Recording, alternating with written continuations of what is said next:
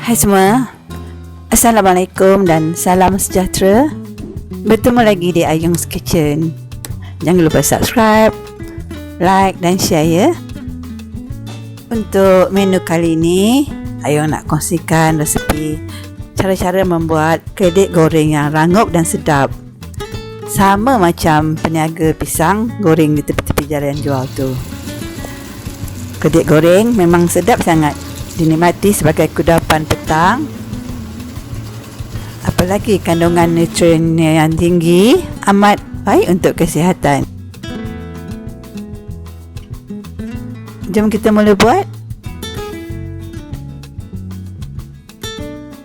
Bahan-bahannya, di sini Ayung gunakan 3 biji keledek kuning saiz sederhana yang telah Ayung siap kupas kulitnya dan bercuci bersih.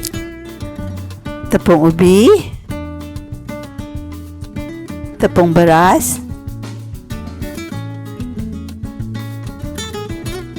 1 sudu kecil garam, 1 sudu besar air kapur, serbuk kunyit,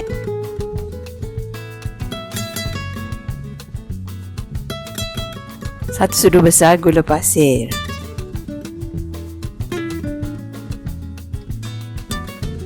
Masukkan 2 cawan tepung beras ke dalam 1 buah mangkuk.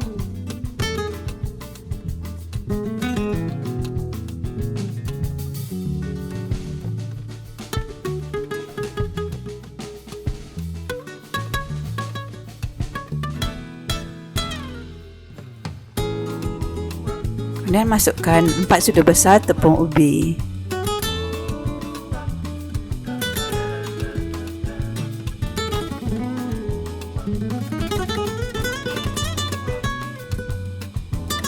Gaul rata.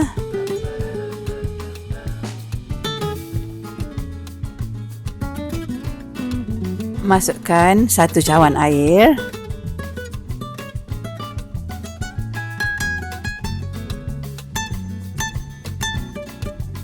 Kita gaul rata.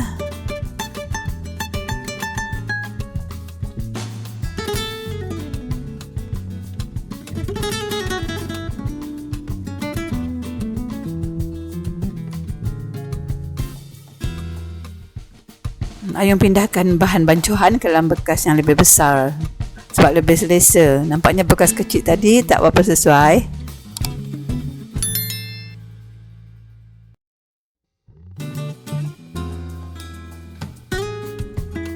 Gaul rata. Ayung tambah lagi 1 cawan air.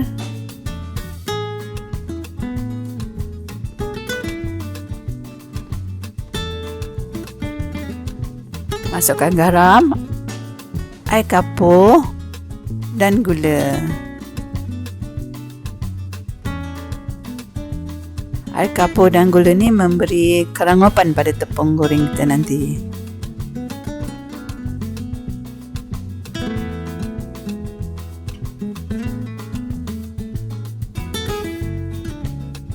Ayung letakkan sedikit serbuk kunyit untuk memberi sedikit warna kekuningan pada tepung goreng nanti. Kalau tak nak letak kunyit, boleh juga letak pewarna.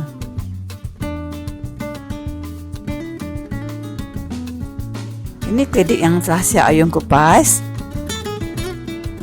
Kemudian Ayung salutkan keledek yang dipotong ke dalam bancuhan tepung.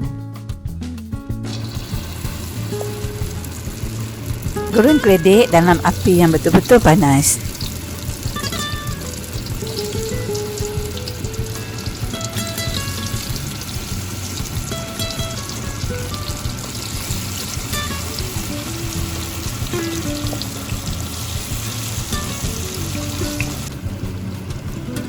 Balik-balikkan keledek supaya garing keseluruhannya.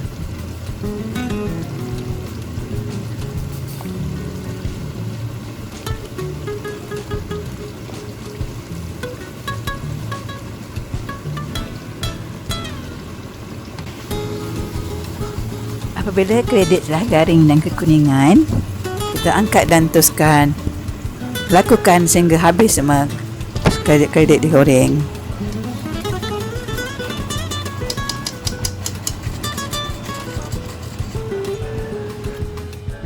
Alhamdulillah, siap dah kredit goreng kita. Amat sedap dimakan panas-panas bersama dengan kecap cili.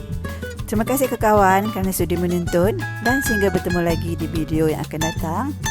Assalamualaikum warahmatullahi wabarakatuh.